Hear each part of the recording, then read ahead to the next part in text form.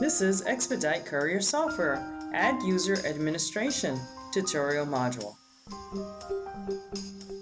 Because Xpeedite maintains a very secure environment, it is necessary to understand and set only the right permissions for a users to get their tasks done. Let's go through the exercise of setting up a user for the company. The process is the same as adding a user for the customer or client. Start by clicking Administration from the main menu. From the Administration menu, click User. Upon entering the user's screen, you are greeted with the familiar Xpeedite search options to the top of the window, along with the print button to the top right of the screen, accompanied by the following search fields. User Group, this is a drop-down selection box with the following selection options. Company, select this if you are creating a user for the courier company. Customer, select this if you are creating a user for a customer. Client, make this selection if the user you are creating is for a customer's customer. Search company text.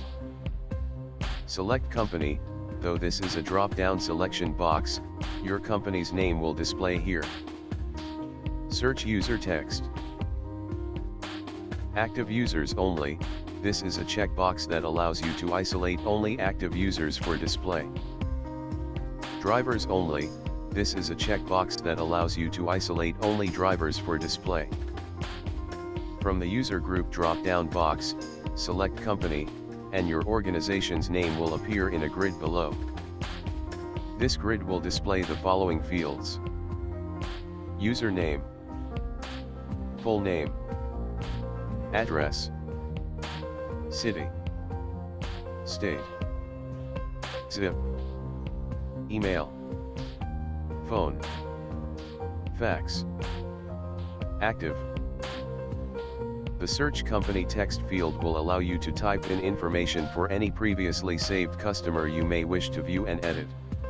The active users only and drivers only checkboxes will display only users that are listed as active or only drivers when checkmarked. Users that are already set up in the system will be displayed in the grid.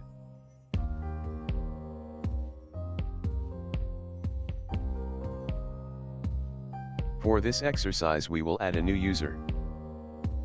To the far right of page number and the print button, click the Add button. The following tabs will appear at the top of the window that opens: Basic Info, System Info, Permissions, Roles Info, Comments. These tabs help to separate and simplify the management of users within Xpeedite. To the bottom of this window, there is a Save button which is used to complete the transaction, and a Return button which is used to get back to your previous screen while disregarding any information you may have added. The Basic Info tab will be open on entry and displaying the following fields. User Group will display company as we chose company as our example. Had we chosen customer, that's what would be displayed here. All the fields from username down to state or province are shaded in pink, denoting they are required fields, and the entry cannot be saved unless they have verifiable information. Username, password, verify password, full name, company name, address, city, state, zip, email, phone, fax. Show Quick Start, this is a checkbox. Active, this is also a checkbox that can be used to make a user inactive, while allowing the user to continue to generate reports, and other pertinent functions. After the necessary information has been entered in the basic info area, you may feel the need to click Save. Don't just yet, go ahead and click the System Info tab with this user. The information entered here is specific to this user only. The following fields will appear. Weather temperature unit, this is a drop-down selection that allows you to select between Celsius and Fahrenheit. Weather. Search rows per page, to 100. Search rows per page for handheld, max 20.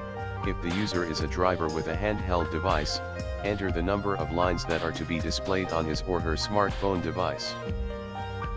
When placing a new order, the following are default values that can be set. Though these can be changed on the fly, they help the user work faster if they know what the most popular selections are and sets them. Default type of service: this is a service that you have already set up, and is accessed through a drop-down. Default vehicle: this is a vehicle that you have already set up, and is accessed through a drop-down.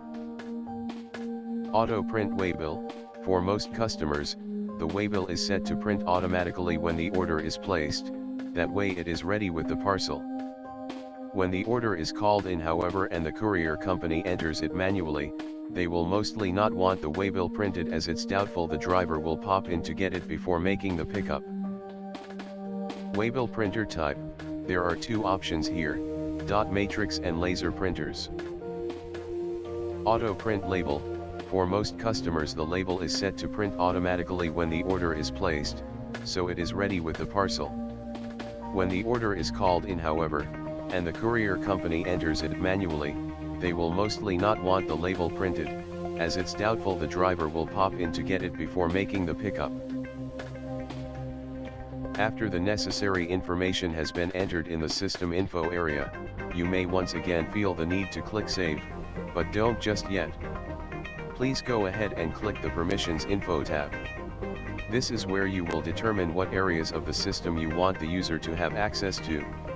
The following fields will appear: Contact Us list, Customers, Add, Customers, Edit, Invoices, Edit, Invoices, View/Entry, Orders, Dispatch, Orders, Edit, Orders, Entry, Orders, Print waybills, Orders, Ready for dispatch, view only, Orders, View, Reports, View, Sales Associate, Users, Activate/deactivate other users, Users, Add, Users, Edit.